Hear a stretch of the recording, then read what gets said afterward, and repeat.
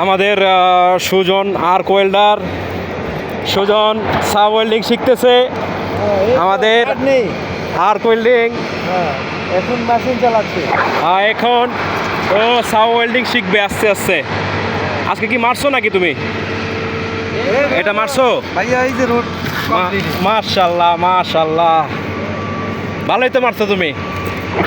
হ্যাঁ, যাক মারো। আচ্ছা মুস্তাফিজ ভাই, এইটার ওয়ার কি 3 মিলি নাকি 3 মিলির বেশি? 3.2।